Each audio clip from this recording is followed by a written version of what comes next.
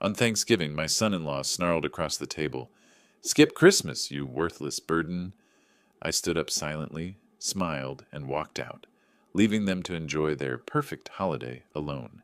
But at midnight, my daughter called in sheer panic. "Dad, you're on every CNN screen. What have you done?" Before continuing, subscribe to the channel and write in the comments what time it is in your region right now. My name is Robert Wilson Turner. I'm 64 years old, living in Manhattan on the Upper East Side. Spent most of my adult life working in investment banking at Goldman Sachs before retiring 2 years ago. I always believed that family was everything, that loyalty ran deeper than blood. Turns out I was naive. My daughter Lindsay is 33 now. She used to be my little girl, the one who'd wait by the window for me to come home from work, who'd share her dreams over Sunday morning pancakes. Smart, ambitious, beautiful. She became a PR manager at one of those big agencies in Midtown. I was so proud of her. Then 4 years ago, she met Christopher Morrison. Everyone calls him Chris. Chris is 37, a vice president of corporate development at some tech company called NextGen Solutions. Tall, sharp suits, expensive watch that gleams under restaurant lights. The kind of man who shakes hands like he's closing a deal, who smiles with his mouth but not his eyes. When Lindsay first brought him home, I noticed how he talked about his achievements, his connections, his future plans. Never asked me a single question about myself. Just nodded politely when Lindsay mentioned I used to work in finance, like he was humoring a child's story. The first year was tolerable. Chris played the role well enough, showed up for holidays, brought wine, complimented my apartment's view of Central Park. But I saw the calculation behind those gestures, the way he'd steer Lindsay away when I tried to talk to her alone. The subtle comments about how I should enjoy retirement and not worry so much about them. By their second anniversary, the mask started slipping. Chris began suggesting I was too involved in Lindsay's life, that I called too often, that my advice was outdated for their generation. Lindsay, bless her heart, tried to balance both of us. She'd apologize for her husband's terseness, make excuses about work stress. I watched my daughter slowly pull away, convinced by this man that her father was somehow intrusive. The worst part? I saw how Chris looked at Lindsay's connections, her network, her last name. Turner carries weight in certain New York circles. He knew it. I knew it. But Lindsay couldn't see it yet. Thanksgiving dinner this year was at the Manor, this upscale place on Park Avenue where they charge $45 for a turkey plate and call it artisanal. Lindsay had made the reservation weeks ago. "Just the three of us, Dad," she'd said on the phone, and I'd heard the hope in her voice, hope that maybe this time we could be a real family. I arrived exactly on time, wearing my navy blazer and the tie Lindsay gave me last Christmas. Chris was already nursing his second glass of Cabernet when I sat down. He barely looked up from his phone. "Robert," he said, "not Dad, never Dad. How's retirement treating you?" "Can't complain," I replied, settling into my chair. "Keeps me busy enough." Lindsay squeezed my hand across the table. She looked tired, I noticed, shadows under her eyes that her makeup couldn't quite hide. "Dad, you look great. Have you been walking in the park?" "Every evening," I said. "Good for the mind." The meal started pleasantly enough. We talked about Lindsay's latest campaign, some luxury brand launching a new fragrance.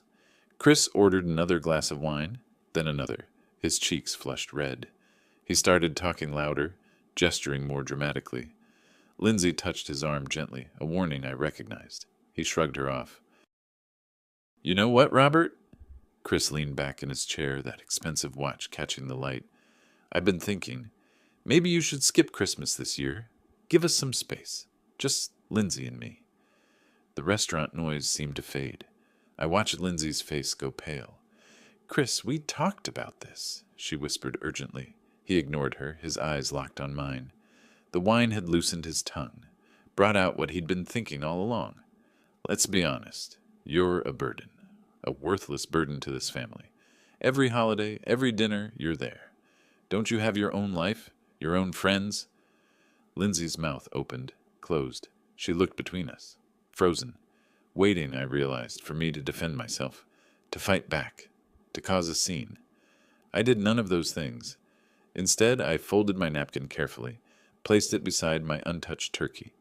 I stood up slowly, reaching for my wallet. The waiter appeared, concerned. "Is everything all right, sir?" "Everything's perfect," I said, pulling out $300 bills and handing them to him.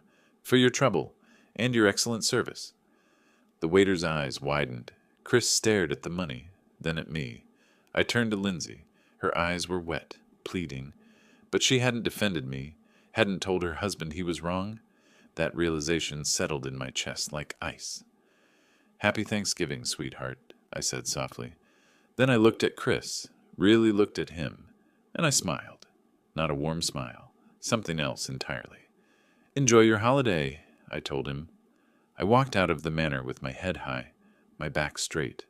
Behind me I heard Lindsay's voice rising, Chris's defensive tone. The cold November air hit my face as I stepped onto Park Avenue. A burden, a worthless burden. The words echoed with each step I took toward the subway. But instead of anger, I felt something else crystallizing inside me.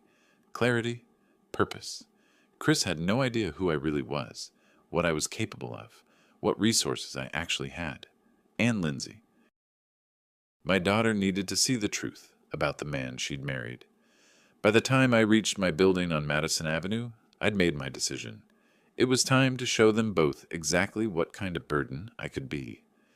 The elevator ride to my 12th floor apartment felt longer than usual. I kept seeing Lindsay's face, the way she'd looked at me across that table. Not quite defending me, but not quite abandoning me either. Caught in the middle, manipulated by a man who'd systematically isolated her from the one person who'd always protected her. I unlocked my door and stood in the entryway, looking at my home with new eyes. Modest, by Manhattan standards. Clean lines, comfortable furniture, floor-to-ceiling windows overlooking Central Park. Nothing flashy. Nothing that screamed money. Exactly how I'd wanted it. I poured myself 2 fingers of Macallan 18 and sat in my reading chair. The leather creaked familiar beneath me. On the side table sat my current book, a first edition of Benjamin Graham's The Intelligent Investor from 1949. Paid $12,000 for it at auction. Chris would probably call that wasteful.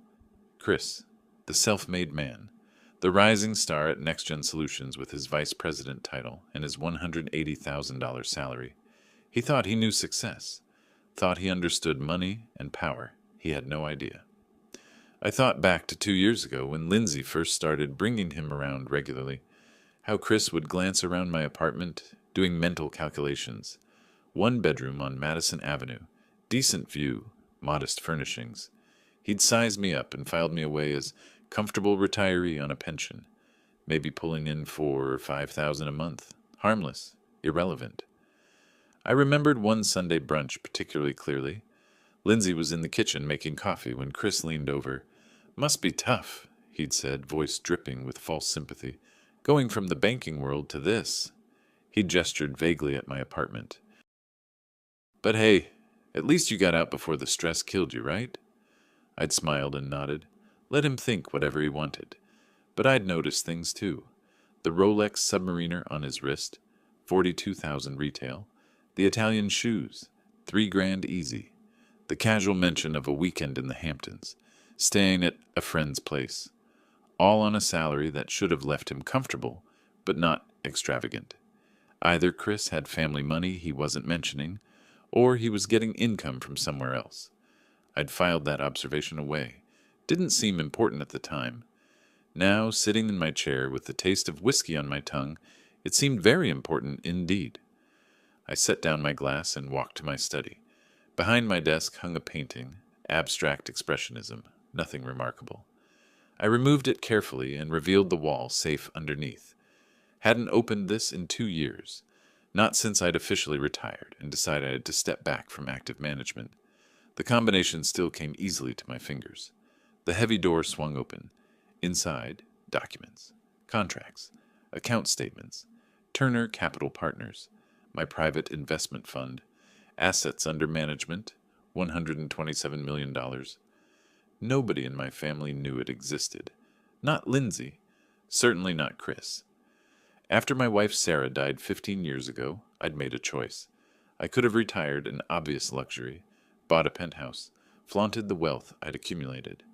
Or I could live simply, invest wisely through trusted advisors, and let Lindsay make her own way in the world without the complications that serious money brings.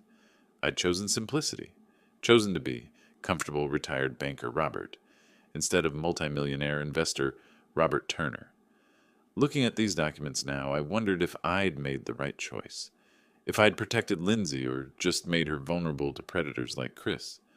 My phone buzzed. A text from Lindsay. Dad, I'm so sorry about tonight. Chris had too much to drink. Can we talk tomorrow? I stared at the message. No, he was wrong. No, you didn't deserve that. Just excuses. I typed back. Nothing to apologize for, sweetheart. Enjoy your evening. I pulled out my chessboard, the antique set I'd inherited from my own father. Set up a problem I'd been working on. White to move, mate in 7. But my mind wasn't on chess tonight. Chris thought I was a burden, thought I was worthless. The man had expensive tastes on a modest salary. He'd isolated my daughter, spoken to me with contempt, and I was supposed to just accept it, fade quietly into the background. I thought about Sarah, what she would say if she were here. She'd always been the fierce one, the protector. Rob, she'd tell me, you're too nice. Sometimes people need to learn consequences. I moved my knight on the board, then my bishop. The solution to the chess problem became clear. Check, check, checkmate. I needed information first. Facts, numbers, evidence. The next morning I made a phone call to an old acquaintance from my Goldman days. Not a friend exactly, but someone who owed me a favor from way back. 20 minutes later I had a name. Marcus Green, private investigator, former FBI, specializes in financial crimes. I set up a meeting for the following week. As I hung up, my phone rang. Lindsay. Hey, Dad, she said, voice careful. How are you? Fine, sweetheart. Just fine. About last night. Lindsay, I interrupted gently, you don't need to explain anything. Chris was right about one thing. You two need your space. Build your own life together. Silence on the other end. I could almost hear her relief. So you're not mad? Not at all, I lied smoothly. In fact, I'm thinking of taking it easy this holiday season. Maybe you and Chris should have Christmas to yourselves. Start your own traditions. Dad, you don't have to. I want to, I said. Really, it's time. We talked for a few more minutes, surface pleasantries, before saying goodbye. I sat back in my chair, looking out at Central Park below. The trees were bare, winter coming on. Chris thought he'd won, thought he'd successfully pushed me out. He had no idea the game had just begun, and this time I was playing to win. The detective's office was tucked away on a quiet street in Chelsea, 3rd floor of an old brick building. Marcus Green didn't advertise. You either knew about him or you didn't. I found out about him through an acquaintance from my Goldman days, someone who owed me a favor from way back. One phone call and I had Marcus's number. Another call and I had an appointment for the following Monday.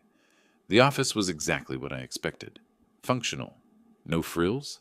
Metal desk, filing cabinets, computer monitors on a side table, a framed certificate from Quantico on the wall.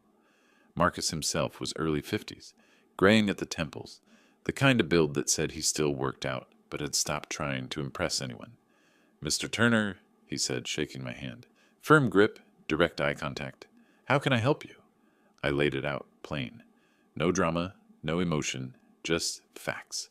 My son-in-law, Christopher Morrison, vice president at NextGen Solutions, salary $180,000 a year, living in a $3.2 million townhouse in Tribeca, wearing a $42,000 watch, taking weekend trips that should be beyond his means.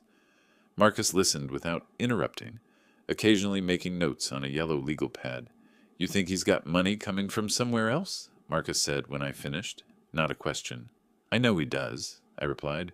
I just need you to find out where and how much. Financial investigations take time. Bank records, offshore accounts, corporate filings. Could take weeks, maybe longer. I've got time. Marcus quoted me $15,000 for the initial investigation. I wrote him a check on the spot, drawn from an account Chris didn't know existed. We shook hands again and I left. Walking back to the subway, I felt something shift inside me. For years I'd played the role of harmless retiree, stepped back, let Chris push me aside while I kept the peace for Lindsay's sake. Not anymore. That evening, my phone rang. Lindsay. "Hey, Dad," she said, voice careful, uncertain. "I just wanted to check in. Make sure you're okay after, Thanksgiving." "I'm fine, sweetheart." "Really?" Chris feels terrible about what he said. He was stressed, had too much wine. You know how it is. I could hear Chris in the background, his voice too low to make out words, probably feeding her the lines. "These things happen," I said smoothly. "Don't worry about it." "So you're not mad?" "Not at all. In fact, I've been thinking about what Chris said, about giving you 2 more space. Maybe it's time I step back a bit, let you build your own life together." Relief flooded her voice. "Dad, you don't have to." "I want to," I interrupted gently. "Really? You're adults. You don't need your old father hovering around all the time." We talked for a few more minutes. Surface conversation about her work, her latest campaign. When we hung up, I could imagine Chris smiling, thinking he'd won. Let him think that. Let him relax, get comfortable, believe I was backing down.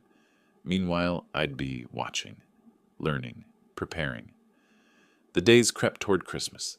Lindsay invited me for dinner, but I declined politely. "You two enjoy it together," I told her. "Start your own traditions." She sounded disappointed, but didn't push. Chris probably celebrated my absence with extra champagne. Christmas morning, I sat in my apartment alone, made myself coffee, scrambled some eggs. The city was quiet outside, that rare hush that only comes on major holidays. I pulled out my chess set and worked through a particularly complex endgame problem while classical music played softly from my speakers. Around noon, I opened my copy of The Intelligent Investor. First edition, 1949, purchased at auction for $12,000.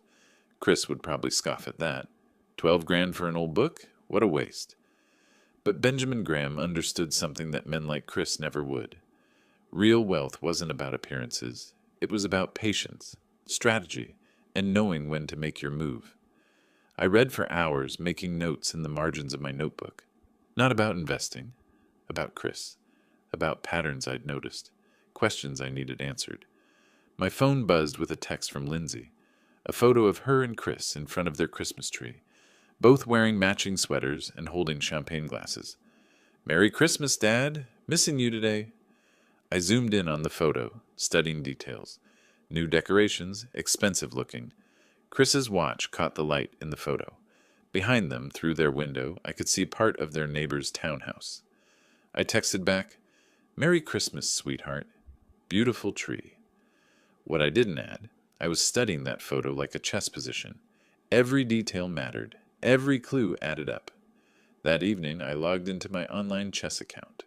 Played 3 games against opponents rated higher than me. Won 2, lost 1. The mental exercise kept me sharp, but the whole time, part of my mind was elsewhere, thinking about Chris, about Lindsay, about the game that had truly begun. Chris thought he'd isolated me, thought he'd won by pushing me out of their lives. He had no idea I was just getting started. 2 days after Christmas, my phone rang. "Marcus. Mr. Turner, I've got some preliminary findings. Nothing conclusive yet, but interesting. Can you come by the office?" "Tomorrow morning," I said. 10 o'clock. I hung up and stood at my window, looking out over Central Park. The trees were bare, skeletal against the winter sky. But spring would come. It always did. And when it did, I'd be ready. Chris wanted me out of his life? Fine. But he was about to learn that some burdens don't disappear just because you wish them away. Some burdens come back to collect what they're owed, and I was patient enough to wait for exactly the right moment. Marcus's preliminary report was thin but promising. Bank statements showing deposits that didn't match Chris's salary schedule. Credit card charges at restaurants and clubs that a $180,000 salary shouldn't comfortably afford. Purchase receipts for luxury items. "He's spending more than he makes," Marcus said, spreading papers across his desk. "Question is where the extra money's coming from. Can you find out?" "Given time and access, yes. But I'll need to go deeper. Corporate records, tax filings, possibly offshore accounts. That means more resources, more time." "How much?" "Another 10,000, maybe more if we hit complications." I wrote another check. "Find everything." Marcus studied me for a moment. Mind if I ask what you're planning to do with this information? Protect my daughter, I said simply. He nodded slowly. Fair enough. Give me 6 weeks. 6 weeks. I could wait. 6 weeks. January crept by. New York settled into its familiar winter rhythm. Cold winds, gray skies, people hunched into their coats on the subway. I established a new routine. Morning walk through Central Park, regardless of weather. Lunch at various cafes around the Upper East Side. Afternoons reading or playing chess online. Evenings spent reviewing old investment documents, refreshing my memory on corporate law, SEC regulations, whistleblower protections. Just light reading, nothing suspicious. Lindsay called occasionally. Brief conversations, surface level. She mentioned that Chris had gotten a promotion, some new title that meant more responsibility. I congratulated her warmly, didn't ask questions. But I noticed she didn't mention money. Didn't mention bonuses or salary increases. Interesting. 2 weeks into January, I made another call. This one to a lawyer. Veronica Chang's firm occupied the 15th floor of a building on Wall Street. Chang and Associates specialized in corporate law, particularly whistleblower cases and SEC compliance issues. I'd researched her thoroughly. 45 years old, partner in her firm, impeccable reputation. Her assistant showed me into a conference room with floor-to-ceiling windows, overlooking the financial district. Mr. Turner, Veronica said, entering briskly. Charcoal suit, minimal jewelry, carrying an iPad, and a leather portfolio. Your message said you needed consultation on a sensitive corporate matter? Potentially, I said. I may come into possession of information about financial irregularities at a public company. I want to understand my options for reporting it legally. She sat down, opened her iPad. Are you employed by this company? No. I'd be receiving the information from an independent investigation. And the information would pertain to? Possible fraud, kickbacks, offshore accounts, corporate vice president level. Veronica's expression didn't change, but I saw the spark of interest in her eyes. SEC whistleblower protections could apply. Tell me more.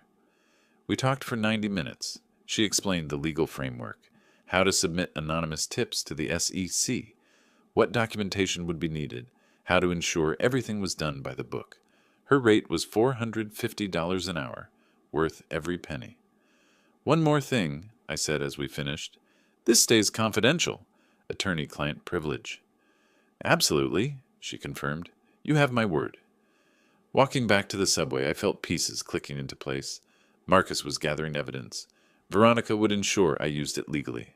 All I needed now was patience. 2 weeks later, Lindsay called. Dad, I wanted to invite you to my birthday dinner. Just a small thing. Me and Chris and a few friends. Nothing big. When is it? Next Thursday. 7 o'clock at that Italian place near our house. I checked my calendar, already knowing what I'd say. I'm sorry, sweetheart. I've got a prior commitment that evening. Rain check. Disappointed silence. Oh, okay, sure. We'll do something, just the two of us. Maybe brunch the following weekend. Yeah, that would be nice.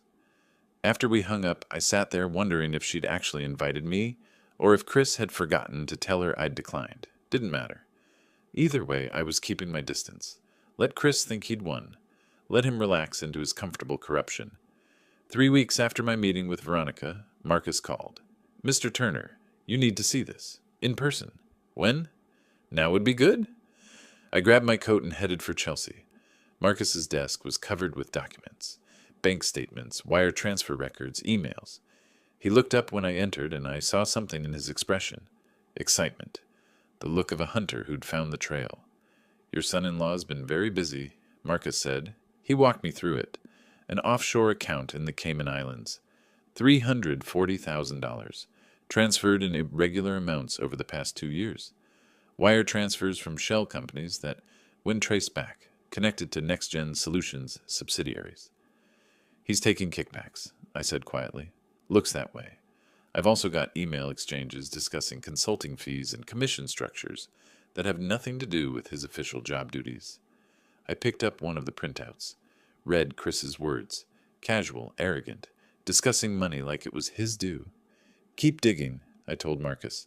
I want everything. Every transaction, every email, every connection. That'll take time. I've got time. Back in my apartment that evening, I poured myself a whiskey and stood at my window. The lights of Manhattan glittered below. Somewhere out there, in a $3 million townhouse, Chris was probably having dinner with my daughter. Probably complaining about work stress. Probably checking his watch and his phone and his offshore account balance.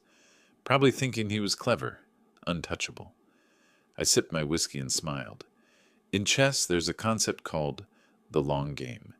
You don't take pieces immediately just because you can. You position. You prepare.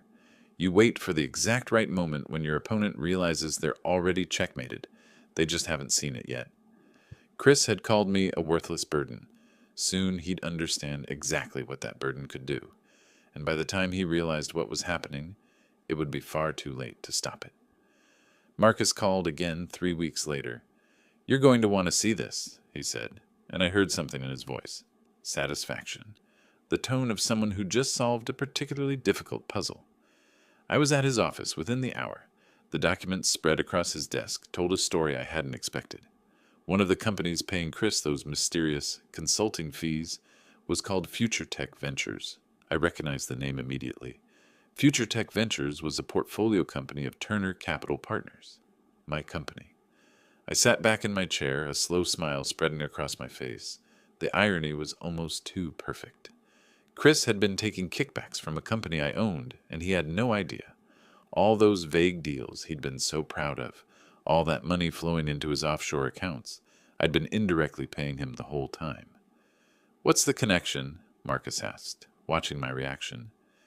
"Future Tech is involved in one of my investments," I said carefully. "Tell me more about these payments." Marcus pulled up another document. Chris had lobbied for a contract between NextGen Solutions and Future Tech Ventures. $8.5 million. In exchange, he'd received $170,000 in consulting fees, routed through 2 shell companies. "That's insider trading," I said quietly. "Conflict of interest." He was getting paid to steer his company's business to a vendor he had a financial relationship with. Exactly. And it gets better. I found 2 more similar deals. Different amounts, same pattern.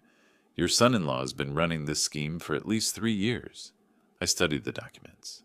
Dates, amounts, email exchanges where Chris casually discussed his commission structure with people I'd never heard of. So confident, so careless.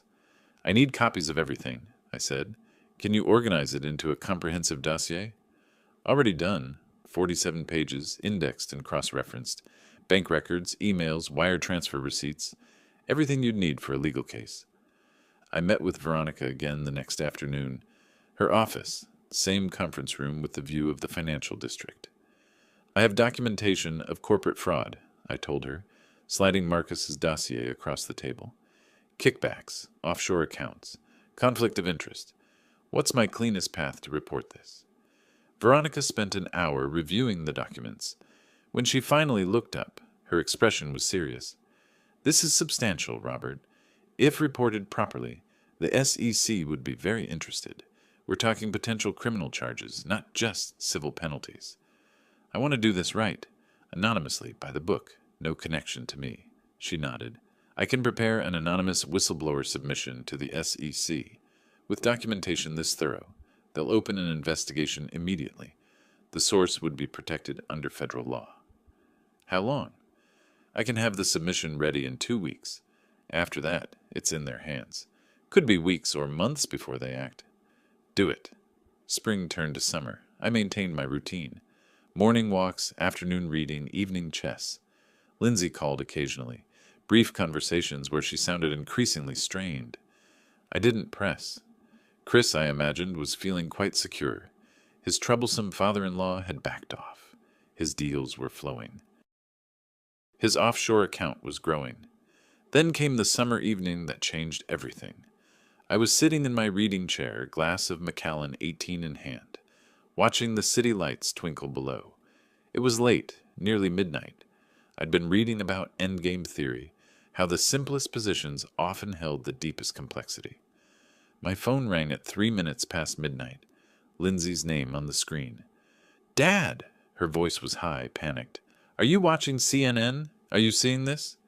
I'm not watching anything, sweetheart. What's wrong? Turn it on, right now. It's about Chris. They're saying terrible things. Accusations of corruption, financial fraud. Dad, what's happening? I reached for my remote, flipped on the television. CNN was indeed on, and I recognized the anchor immediately. Daniel King, their financial corruption specialist. Documents obtained by CNN show a pattern of alleged kickbacks and conflicts of interest, spanning multiple years, King was saying. Behind him, a photo of Chris appeared on screen, his professional headshot from the Next Gen website. Below it, a caption, VP accused of corruption.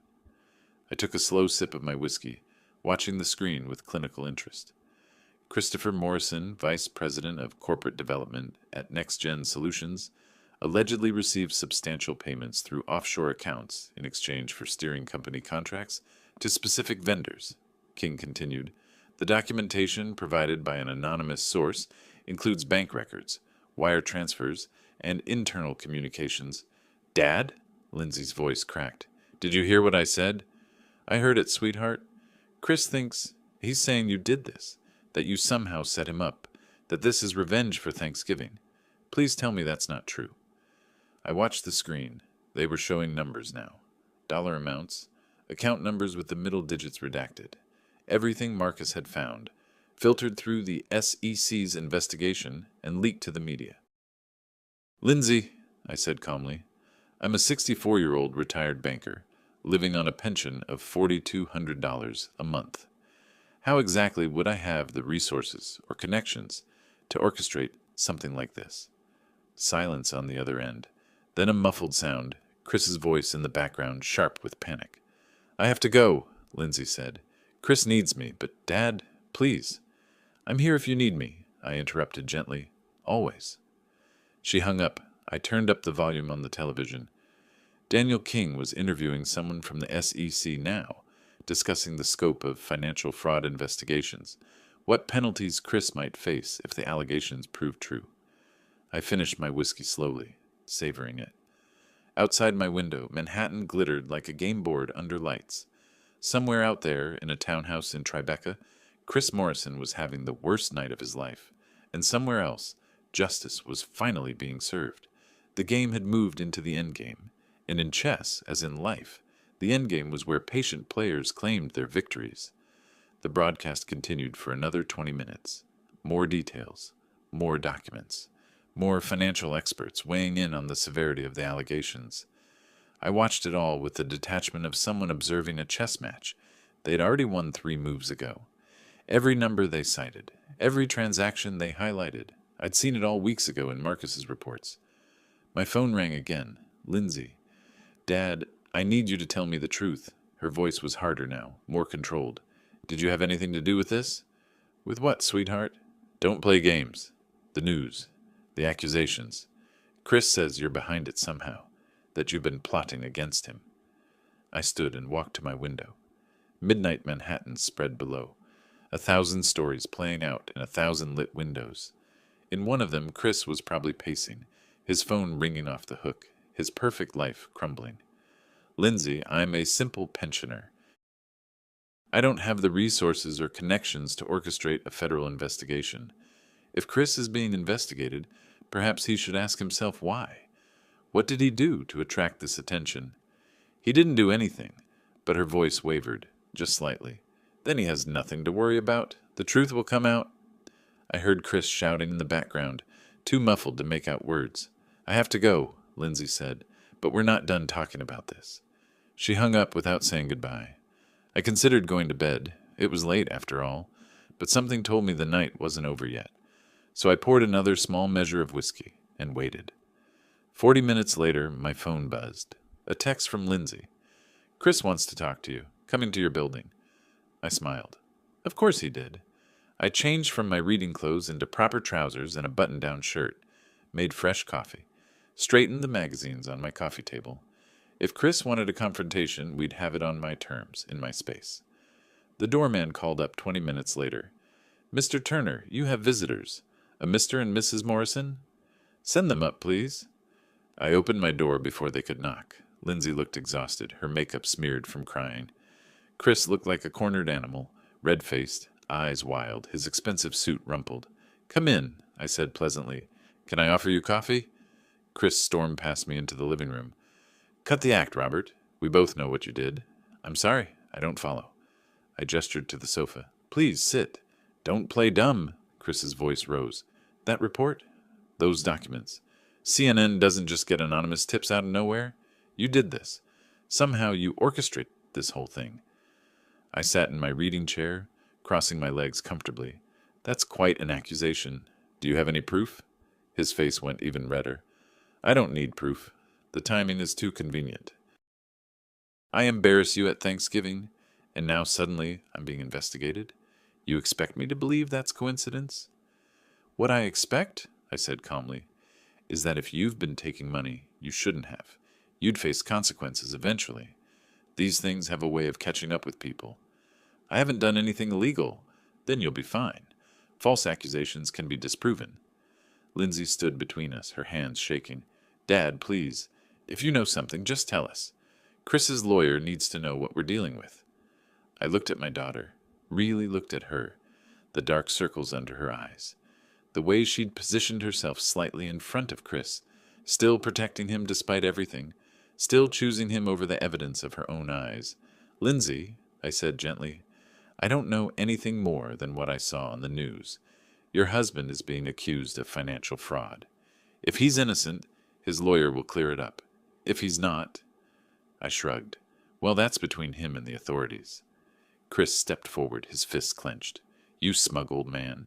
You think you're clever? You think you've won something?" I didn't stand, didn't move, just looked up at him with the same calm expression I'd worn when he called me a worthless burden. "Chris," I said quietly, "at Thanksgiving, you told me to skip Christmas. You called me a worthless burden in front of my daughter and a restaurant full of people. You've spent 2 years trying to push me out of Lindsay's life, manipulating her, isolating her from the one parent she has left." His jaw tightened. Lindsay's face went pale. "Now you're being investigated for financial crimes," I continued. "Whether I had anything to do with that or not, you should ask yourself, what kind of man makes enemies of his family? What kind of man treats people with such contempt that they might want to see him face consequences?" "This isn't over," Chris hissed. "I will prove you did this." "And when I do—" "When you do what?" I raised an eyebrow. "Sue a retired banker with a $4,200 monthly pension? Good luck affording that lawyer." The color drained from his face, because in that moment I think he finally understood the scope of what was happening, the fact that his money, his connections, his arrogance, none of it would save him now. Lindsay pulled at his arm. "Chris, let's go. This isn't helping." He yanked away from her, pointing a finger at me. "You're a manipulative old man. Lindsay, can't you see what he's doing? He's trying to destroy us." But Lindsay wasn't looking at him. She was looking at me, and I saw something shift in her eyes, the first crack in the facade, the first real doubt. "Let's go home," she said quietly. "Please." Chris stared at me for another long moment, breathing hard. Then he turned and stormed out. Lindsay followed, pausing at my door. "Dad," she whispered, "I don't know what's true anymore." "Then maybe it's time to start asking questions," I said gently. "Real questions, not the ones Chris wants you to ask." She left without another word. I closed my door and returned to my chair. The television was still on, muted now, showing a repeat of the same story. Chris's photo, the accusations, the investigation. I picked up my phone and typed a brief text to Marcus. "Well done." His response came immediately. "Just doing my job." I turned off the television and sat in the quiet darkness, looking out at the city. Chris had called me a worthless burden, had tried to erase me from my daughter's life, had built his success on corruption and arrogance. And now he was learning what I'd known all along. Some burdens don't disappear. Some burdens wait patiently, building their case, gathering their evidence. Some burdens know exactly how to make you pay. The next morning arrived with all the subtlety of a freight train. My phone started ringing at 7. Lindsay. I let it go to voicemail. Then Chris's lawyer. Voicemail. 3 reporters who'd somehow gotten my number. Voicemail, voicemail, Voicemail. I made coffee and sat by my window, watching the sun rise over Central Park. The city was waking up to Chris Morrison's scandal. Front page of the financial section. Lead story on every business news channel. His professional headshot displayed on screens across America, with words like corruption and fraud underneath. I sipped my coffee slowly, savoring both the brew and the moment. By noon, Next Gen Solutions had issued a statement. Chris's duties were suspended pending investigation. The SEC had opened a formal inquiry. His lawyer, some expensive firm from Midtown, was already positioning for damage control. Lindsay called again. This time I answered. "Dad!" Her voice was raw, exhausted. "I need to see you. Just you and me. Please." "Of course, sweetheart." "When and where?" "There's a coffee shop on Columbus Avenue, near my office. Can you meet me in an hour?" I could hear Chris shouting something in the background. She hung up before I could respond. The coffee shop was one of those artisanal places where they charged $8 for a cappuccino and called it craft. Lindsay was already there, hunched over a corner table, her usually perfect hair pulled back in a messy ponytail. No makeup, dark circles under her eyes. She stood when she saw me, and for a moment I thought she might hug me, but she just gestured to the seat across from her. "Thanks for coming," she said quietly. I ordered a black coffee and sat down. Waited. Let her gather her thoughts. "Chris says you orchestrated all of this," she began, "that you hired investigators, planted evidence, destroyed his reputation because he embarrassed you at Thanksgiving. And what do you think?" She looked at me with red-rimmed eyes. "I don't know what to think anymore, Dad. Everything's falling apart. His lawyer says he could face prison time, millions in fines. His career is over. And he keeps saying you did this." I pulled a folder from my bag. Marcus had prepared a sanitized version of his findings. Just the facts. No mention of sources. "Lindsay, I want you to look at something. Not because I want to hurt you, but because you deserve to know the truth about the man you married." I slid the folder across the table. Bank statements showing transfers to the Cayman Islands. Emails discussing consulting fees and commission structures. Financial records that didn't match Chris's legitimate income. She opened it slowly, scanning the pages. I watched her face as comprehension dawned, the color draining from her cheeks, her hands starting to shake. These are Chris's accounts?" "Read the emails," I said gently. She did. One in particular, dated 2 years ago, where Chris discussed using the Turner connection to open doors at a potential client. Another where he joked about his meal ticket wife. "Oh," she whispered. That was all. Just, "Oh." "Lindsay, look at me." I waited until she met my eyes. Did I want him exposed? Yes. Did I hire people to investigate him? Yes. But I didn't plant anything. I didn't fabricate anything. Everything in that folder is real. Your husband has been taking kickbacks for years, using your name, your connections, your reputation to advance himself while stealing from his company. A tear rolled down her cheek. She brushed it away angrily. "Why didn't you tell me, before all this? Would you have believed me? Or would Chris have convinced you I was just a jealous father trying to destroy your marriage?" She looked away. We both knew the answer. "He used you," I continued quietly. "And he tried to push me out of your life so I wouldn't see what he was doing. So there'd be no one to protect you when it all came crashing down." Her phone buzzed. She glanced at it and winced. "It's Chris. He wants to know where I am. He's furious I came to see you. You're 33 years old, Lindsay. He doesn't get to control who you see. You don't understand. He's so angry, scared. He thinks the whole world is against him." She paused. "Including me." "Is he right?" She stared at the documents spread across the table. The evidence of her husband's corruption, his manipulation, his lies. "I don't know," she whispered.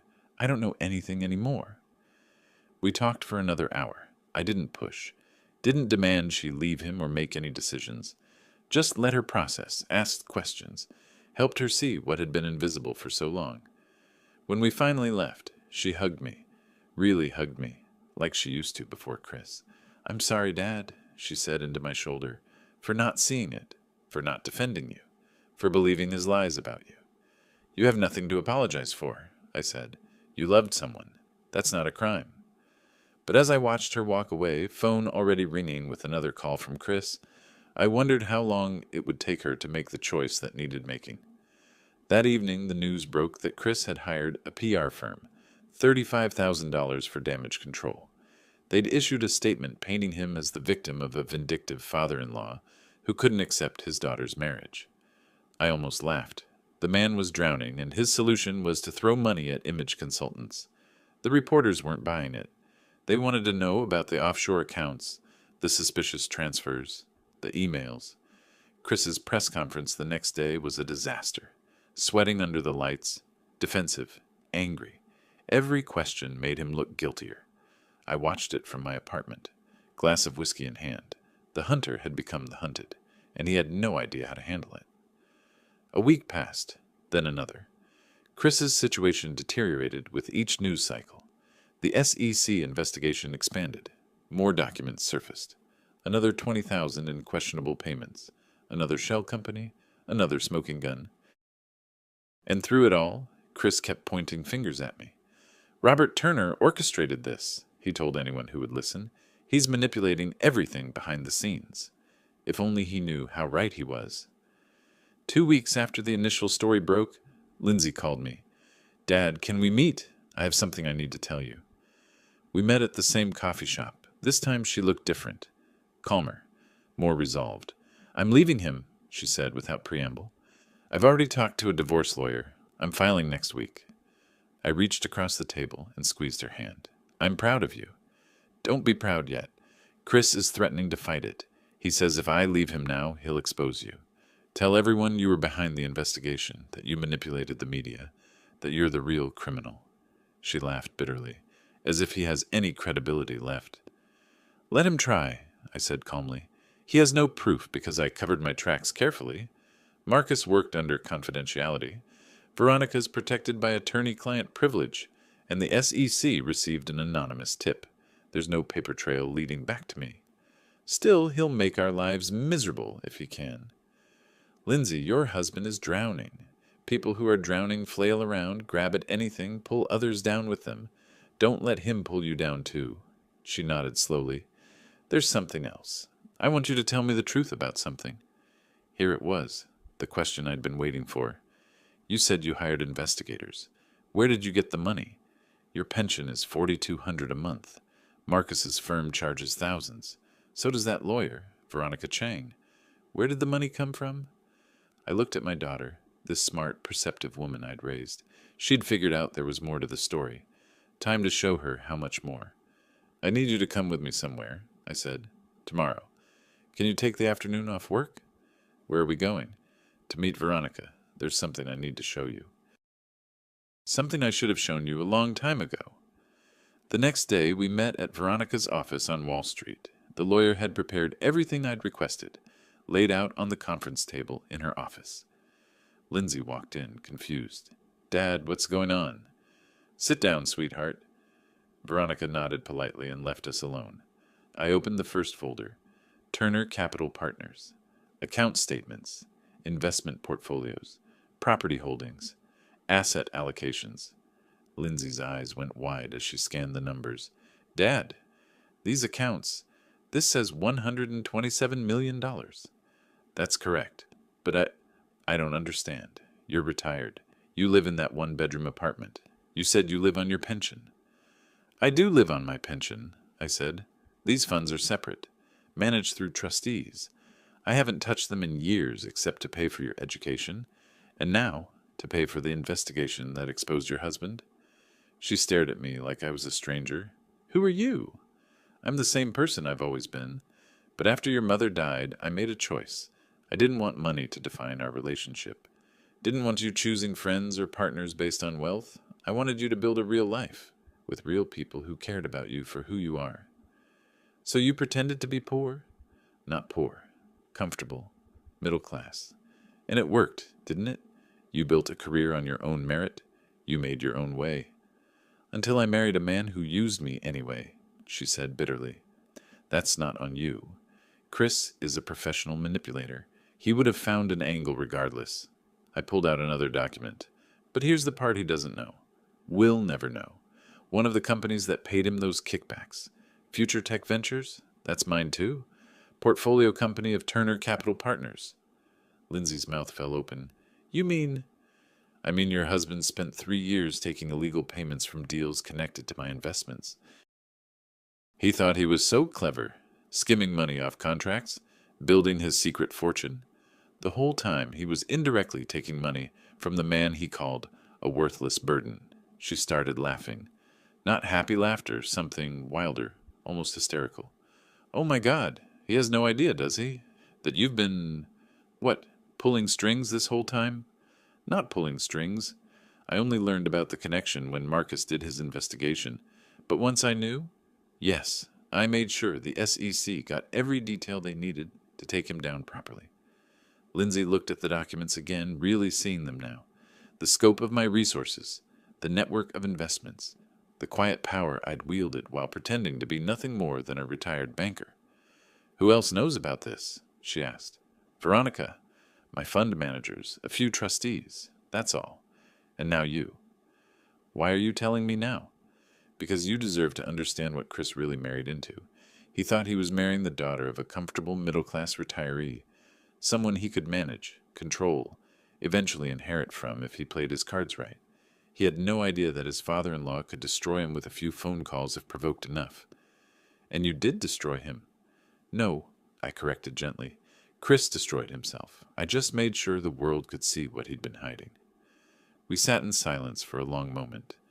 Outside the window, Manhattan stretched endlessly, full of people pursuing their own versions of success, their own games of power and money. What happens now? Lindsay finally asked. Now? You divorce him, move on, build a better life, and I go back to being your dad. Just your dad. With maybe a little less pretense between us. She shook her head slowly, still processing. This is insane. All of it. The money, the investigation, the fact that you've been secretly wealthy this entire time while wearing the same 3 sweaters. I shrugged. The sweaters are comfortable. And despite everything, the scandal, the divorce, the revelations, she laughed, really laughed. My daughter was going to be okay. And Chris Morrison? He was about to learn that some burdens carry more weight than others. Chris's desperation manifested 2 weeks later in the most predictable way possible. A press conference. He'd rented a room at a midtown hotel, invited every media outlet he could think of, and staged what he called a statement to clear my name. I watched it from my apartment, curious to see how far he'd dig himself in. The man who appeared on screen looked nothing like the confident vice president who dismissed me as worthless at Thanksgiving. His suit hung loose. He'd lost weight. Dark circles shadowed his eyes. His hands trembled as he gripped the podium. I'm here today to reveal the truth about what's happened to me, he began, voice shaking with manufactured emotion. I've been the victim of a coordinated attack by my father-in-law, Robert Turner, who couldn't accept that his daughter had moved on with her life. I took a sip of coffee. This should be good. Robert Turner hired investigators to fabricate evidence against me. He manipulated the SEC, fed false information to the media, all because I had the audacity to suggest he give us space during the holidays. Several reporters shouted questions. Chris ignored them, plowing forward with his script. The so-called evidence against me is circumstantial at best, illegally obtained at worst. My lawyers are preparing a defamation suit against everyone involved in this conspiracy. A reporter interrupted. Mr. Morrison, the SEC has confirmed 3 separate offshore accounts in your name containing over $500,000. How do you explain that? Chris's face went red. Those accounts were for legitimate business purposes. And the emails discussing kickbacks? Taken out of context. What about the Future Tech Ventures contract, where you received $170,000 in undisclosed payments? Chris was floundering now, sweat beading on his forehead. This is exactly what I'm talking about. A coordinated smear campaign. I turned off the television. Watching him self-destruct wasn't satisfying anymore. It was just sad. My phone rang. Lindsay. Did you see it? She asked. Parts of it. He's lost his mind, Dad. Completely lost it. His lawyer told him not to do the press conference, but he insisted. She paused. I filed the divorce papers this morning. How do you feel? Relieved? Sad? Angry? All of it at once. Another pause. I'm moving out of the townhouse tomorrow. I can't stay there anymore. I was wondering, could I stay with you for a few days? Just until I find my own place? My chest tightened with something that wasn't quite triumph, but close. Of course, sweetheart. Stay as long as you need.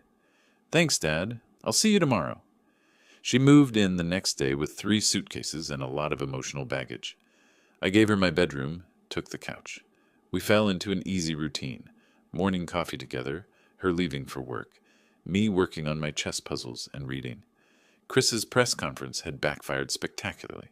The SEC, apparently insulted by his accusations of fabrication, announced they were expanding their investigation.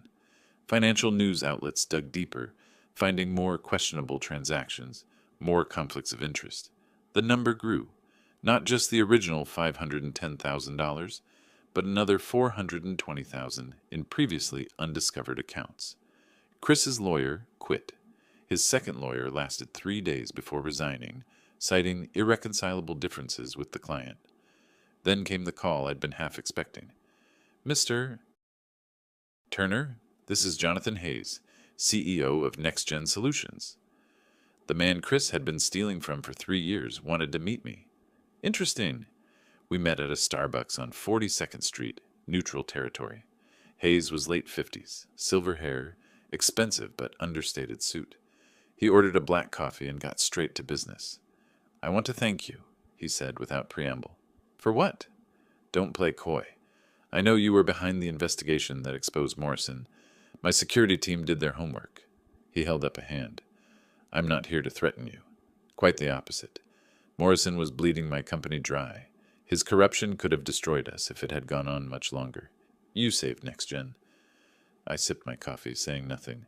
I also know you're more than just a retired banker with a pension, Hayes continued. Turner Capital Partners. Impressive portfolio. Very quietly managed. Is there a point to this conversation, Mr. Hayes? He smiled. Direct. I like that. Yes, there's a point. I want to discuss an investment opportunity. NextGen is looking for new partners. Serious partners with both capital and integrity. I think Turner Capital Partners might be interested. The irony was almost too perfect. Chris had spent 3 years trying to profit from NextGen through corruption, and now the company's CEO wanted to partner with the father-in-law Chris had called worthless. I'll have my fund managers reach out to your people, I said. We'll see if there's a fit. We shook hands. As Hayes left, I sat there for a moment, savoring the symmetry of it all. Chris had tried to build his empire on my daughter's connections while treating me like garbage. Now his empire was rubble, and I was being courted by the very company he'd tried to exploit. Chess players call it Zugzwang, a position where any move makes things worse. Chris was in Zugzwang, and he'd put himself there. The final pieces were falling into place. The courthouse was in Lower Manhattan, a gray building that had witnessed countless moments of justice over the decades. I sat in the back of the courtroom, just another face in the small crowd of observers. Lindsay sat beside me, her hand occasionally reaching for mine. Chris sat at the defendant's table with his third lawyer, a public defender who looked like he'd rather be anywhere else.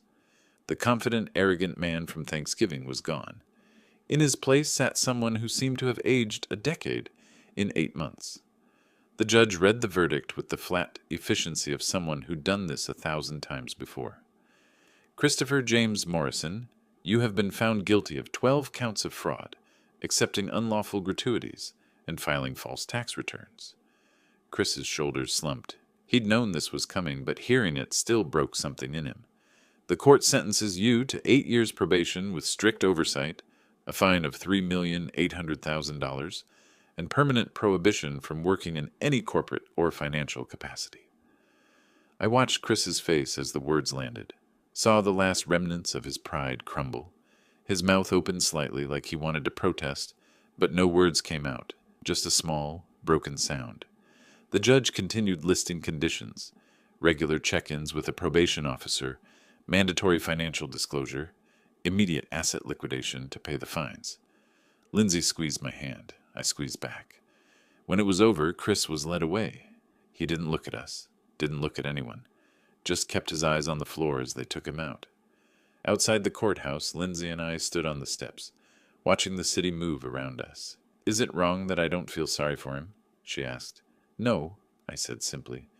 Actions have consequences. He made his choices.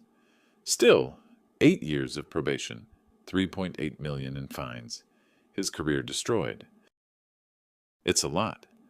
He stole from his company, took kickbacks, lied to you, manipulated you, tried to erase me from your life, and when caught, he blamed everyone but himself. This isn't too much. This is justice. She nodded slowly. You're right. I know you're right. It's just, I loved him once, or thought I did. That's not your failure. That's his. You loved, honestly. He didn't. We walked to a nearby coffee shop, neither of us ready to go home yet. Over cappuccinos, Lindsay told me about the apartment she'd found. Nice place in the West Village, close to work. 1 bedroom, affordable. Actually, I said, pulling an envelope from my jacket, I wanted to give you something. She opened it. Inside were property deeds to a 2-bedroom condo in the West Village, purchased 5 years ago, held in trust for her. Dad, what is this? Your mother and I bought it when you graduated college, just in case you ever needed it. I've been holding on to it, waiting for the right time. Her eyes filled with tears. You've been planning for me all this time? Always. You're my daughter. That doesn't change, regardless of who you marry or what mistakes you make. I'll always have your back. She cried then, really cried. Not sad tears, something else. Relief, maybe, or gratitude, or just the release of 8 months of pressure. Several weeks later, I sat in my reading chair, the same one where I'd received Lindsay's panicked call about CNN. But this time, the city lights outside represented something different. Not the beginning of a plan, but the end of one. My phone rang. Lindsay. Hey, Dad. I was thinking, maybe we could have dinner this Saturday? Just the 2 of us. And I'd like you to tell me about Mom. Real stories. Not the perfect memories we usually share, but the messy, honest stuff. What she was really like. I smiled. I'd love that. Should I make a reservation somewhere? Actually, I was thinking we could go to the Manor, where this all started. Time to create some new memories there. The restaurant where Chris had called me a worthless burden, where this entire chain of events had begun. That sounds perfect, I said. I'll book a table. After we hung up, I sat there for a moment, looking at the chess set on my side table. The endgame problem I'd been working on back in November, the night after Thanksgiving. I'd solved it months ago, but I'd left the pieces in place. Now I reset the board, started a new puzzle, new challenges, new strategies to explore. My phone buzzed with a text from Veronica. Next-Gen partnership agreement finalized. Hayes is impressed. Turner Capital Partners now officially partnered with Next-Gen Solutions. I texted back a simple thanks. So Chris had tried to profit from Next-Gen through corruption and failed. Now I was partnering with them legitimately, building something sustainable and legal. The irony would have killed him if he'd known. But he didn't know. Would never know. And that was fine by me. I looked at the photo on my desk, Lindsay and me, 20 years ago. She'd been 13, grinning at the camera with her braces, my arm around her shoulders. I had a new photo now, taken last week. Lindsay and me at her new apartment, her looking genuinely happy for the first time in months. The weight I'd been carrying since Thanksgiving, the anger, the determination, the need for justice, had lifted. Not because I'd destroyed Chris Morrison, because I'd protected my daughter, shown her the truth, given her the tools to rebuild her life. Chris Morrison was a broken man now, and I felt nothing. No triumph, no satisfaction. Just a quiet sense that the scales had been balanced. He'd called me a worthless burden, and I'd shown him exactly what this burden could do when pushed. Justice served, family restored, life moving forward. The game was over, and I'd won. But the best part, it wasn't about winning. It was about Lindsay, free and safe and ready to build a real life with real people who truly cared about her. That was worth more than any revenge. If you liked this story, please like this video, subscribe to the channel, and share your impressions of this story in the comments. To listen to the next story, click on the box on the left. Thank you for watching.